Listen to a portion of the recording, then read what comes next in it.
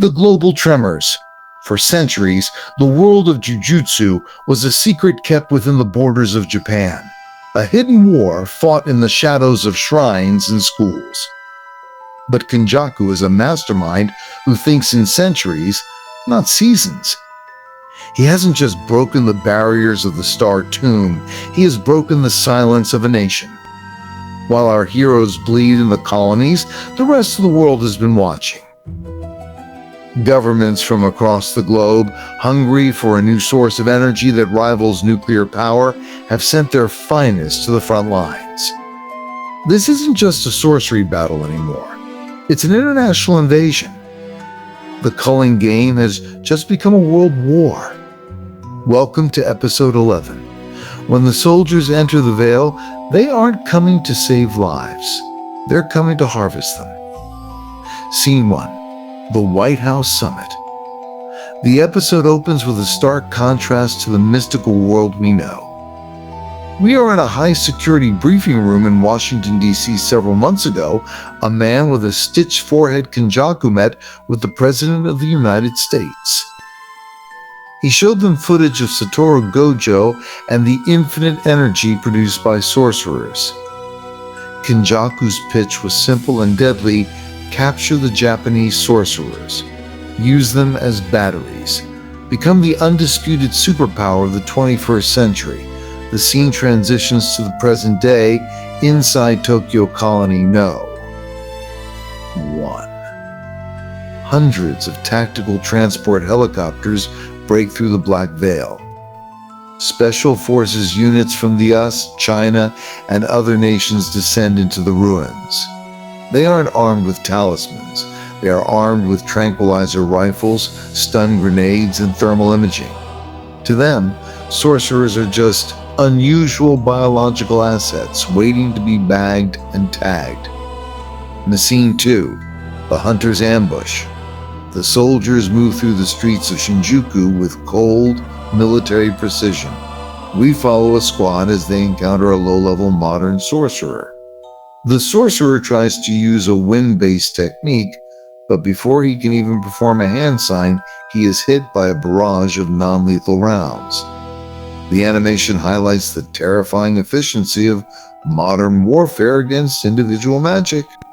The soldiers use drones to map out cursed energy spikes, treating the Culling Game like a standard urban combat zone. But they are making a grave mistake. They think they are the predators. They don't realize that Kenjaku didn't invite them here to win. He invited them here to die.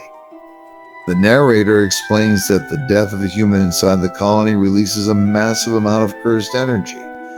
Kenjaku is using the foreign armies as fuel to accelerate the merger with Tengen. Scene 3, Yuji and Megumi's reunion. Amidst the sound of gunfire and helicopters, Yuji Itadori and Megumi Fushiguro finally reunite in an abandoned shopping mall. They are joined by the angel Hana Kurusu. The mood is somber. They've heard the explosions and seen the soldiers.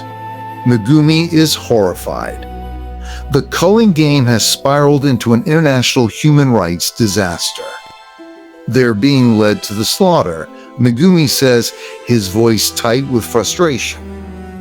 He realizes that if thousands of non-sorcerers die inside the barriers, the cursed energy spike will be enough to trigger the end of the world immediately. Yuji, ever the one to value life, insists on helping the soldiers escape, even if they are technically invaders.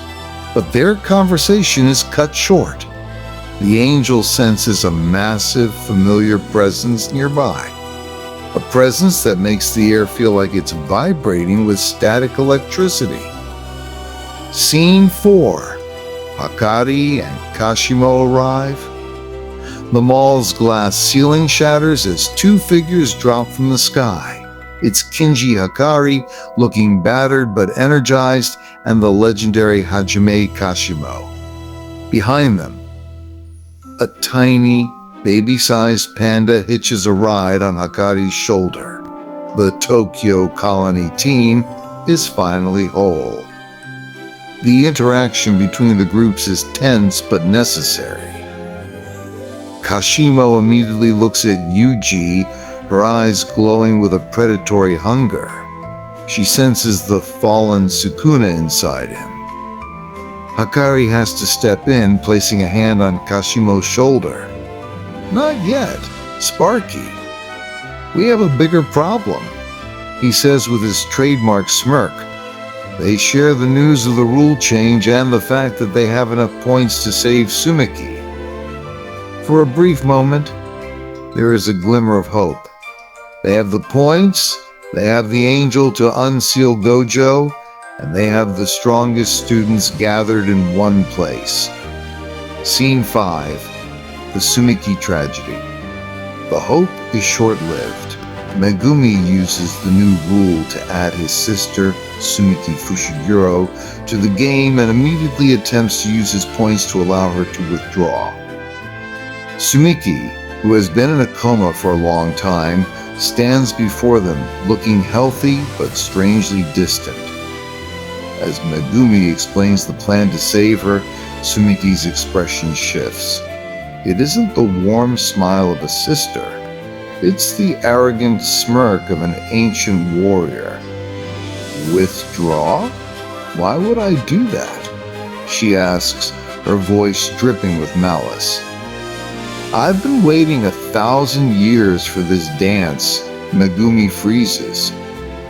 The realization hits him like a physical blow. Tsumiki isn't a modern sorcerer who was awakened. She was a vessel for a reincarnated sorcerer from the Heian era. The person standing in front of them is Yorozu, a legendary fighter who has been hiding inside Tsumiki's body, waiting for the right moment to strike. Scene 6. The flight of the soul. The betrayal is absolute. Yorozu, in Tsumiki's body, laughs at Megumi's despair. She reveals that she has no intention of following their rules, using a technique that creates massive metallic wings made of liquid metal. She takes to the sky. "I'm going to find Sukuna," she screams, her laughter echoing over the sounds of the military invasion.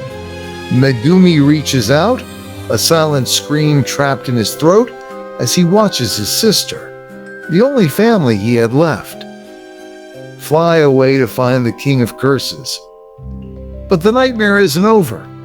Sukuna, sensing the shift in the game and Yorozu's presence, decides it's time to make his move. He takes control of Yuji's body for a split second, his mouth appearing on Yuji's cheek. The time is now. Megumi Fushiguro, Sukuna rasps. The episode ends with Sukuna performing a binding vow sign, his fingers glowing with a dark, cursed light. The screen cuts to black as the sound of a heart breaking. Megumi's heart becomes the only sound in the silent mall. The final suspense. The sister is a monster, and the king is rising. Yorozu's plan. What is the history between Yorozu and Sukuna, and why is she so desperate to find him? Sukuna's move. Now that Yuji is weakened by grief, what is Sukuna's enchained vow going to do to the group? The soldier's fate. With the military caught in the crossfire of ancient sorcerers, will any of them survive the night? If you're devastated for Megumi, smash that like button and subscribe. We are entering the most tragic arc of the Culling Game. Press the bell icon for episode 12, where the Enchained Vow changes everything forever. Do you think Megumi can still save Tsumiki's soul? Let us know in the comments. End of episode 11.